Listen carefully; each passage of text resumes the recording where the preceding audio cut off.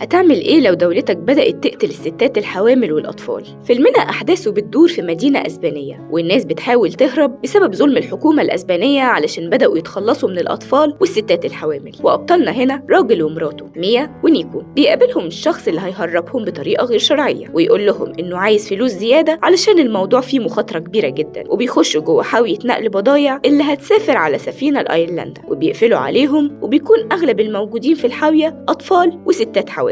وبنكتشف إن ميا حامل وبتتكلم مع نيكو وبتقوله إنها خايفة إن أيرلندا كمان يكون نظامهم ظالم، بس هو بيحاول يطمنها. وفي الوقت ده هي بتقوله إن بقالها يومين مش حاسة بحركة الجنين وبتفتكر بنتها، وبتسأل نيكو إنها ممكن تكون عايشة ولوحدها، بس هو بيقول لها إنهم قتلوها. وبيجي أصوات من بره الصندوق لناس بيحاولوا يفتحوا ويخشوا، وأول ما بيخشوا بيبدأ رئيس المركب ورجالته يهددوهم بالرصاص، وبيقولوا لهم إنهم لازم يروحوا الحاوية التانية علشان العدد هنا كبير. وبيحاول نيكو ما ينزلش معاهم بس بيجبروه وبيروح للحاوية التانية. وقتها ميا بتحس بالخوف بس بتحفظ رقم الحاوية اللي نيكو راح لها 107، وبتطلع ميا موبايل كانت مخبياه وبتكلم نيكو وبتقوله هنلاقي بعضنا ازاي. بيقول لها انه في الحاوية اللي جنبها وانها لازم تقفل علشان بطارية الموبايل. في الوقت اللي الحاوية بتتحرك فيه بتشوف ميا الحكومة وهي بتقتل الناس وبتحبس الأطفال والحوامل. وأول ما الحاوية بتقفل بيتحركوا للمخبأ علشان خلاص وصلوا المينا، وبيفتحوا الحاوية يلاقوها فاضية وفيها صناديق بس، وبيخلي الشرطي حد يدخل الصندوق ويضرب رصاص عليه. وهنا بيعرف إن الحاوية فيها مخبأ سري، وبيطلع الحاوية وبيعرفهم إنه عارف إنهم موجودين ولو سلموا نفسهم مش هيأذيهم. وفي الوقت ده ميا بتطلع بتستخبى فوق صندوق، وللأسف بتصدقوا واحدة من الستات الحوامل وبتفتح المخبأ وبيقتلهم كلهم ويؤمر الحراس يفضوا الشحنة من الجثث. بتحاول ميا تكلم نيكو وتبعت له رسالة علشان يستخبى، وبتقول له إنهم قتلوا كل اللي كانوا موجودين معاها. وأول ما بتوصل على السفينة بتحاول تكلم نيكو بس مش بيرد، وبتبدأ تدور في حاجات الناس اللي اتقتلت، وبتلاقي موبايل وشنيور